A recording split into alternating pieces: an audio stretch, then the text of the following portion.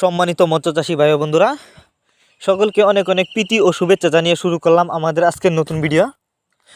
ভিডিওতে আপনারা যে মাছের পানাগুলো দেখতে পাচ্ছেন এগুলো হলো লাল রুই মাছের পানা। এই যে দেখেন, আপনারা যারা উন্নত মানের এক সাইজের লাল রুই মাছের পানা চাষ করতে চান তাদের জন্যই আমাদের মূলত আজকের ভিডিও। তাই ভিডিওটিকেও কেটে কেটে না দেখে অবশ্যই সম্পূর্ণ দেখতে থাকুন। আজকের ভিডিওতে আপনাদের সামনে আলোচনা করব কিভাবে আপনি অল্প সময়ে লাল রুই মাছের পানা একক বা মিক্সারভাবে চাষ করে বাজারজাত করতে পারবেন। তো চলুন মূল ভিডিওটি শুরু করা যাক।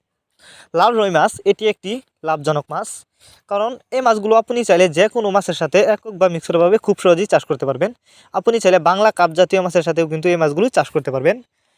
সবচেয়ে বড় কথা হলো, আপনারা অনেকেই উন্নত মানের এক সাইজের লাল রুই মাছের পানা কোথাও পাচ্ছেন না, যে কারণে অনেকেই চাষ করেন না। তো আপনারা চাইলে এই মাছগুলো আমাদের কাছ থেকে সংগ্রহ করে চাষ করতে পারবেন। এই যে দেখুন মাছগুলোর সাইজ। এই মাছগুলো আমরা পিস হিসাবে বিক্রি করতেছি।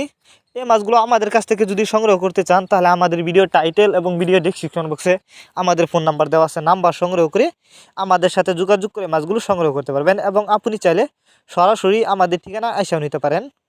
আমাদের যোগাযোগের ঠিকানা ময়মনসিং ত্রিশালতলা। আমরা বাংলা কাপ জাতীয় মাছ থেকে শুরু করে ক্যাটফিশ জাতীয় মাছের চারা ও রেণুপানা সর্বোচ্চ কম দামে সারা বাংলাদেশে হোম ডেলিভারি করে থাকি। আর এই মাছগুলো আমরা যত্ন সহকারেই হোম ডেলিভারি দিয়ে থাকি, যে কারণে একটা মাছেরও কোনো ক্ষয়ক্ষতি হয় না। যে দেখেন সুস্থ সবল মাছ। এই মাছগুলো আপনারা যে কোনো পুকুরে এককভাবে চাষ করলে কিন্তু বেশি লাভবান হতে পারবেন, যদি সঠিক পদ্ধতিতে খাবার দিতে পারেন। আর অনেকেই লাল রুই মাছের রেণু চাষ করতে গিয়ে লস খেয়েছেন।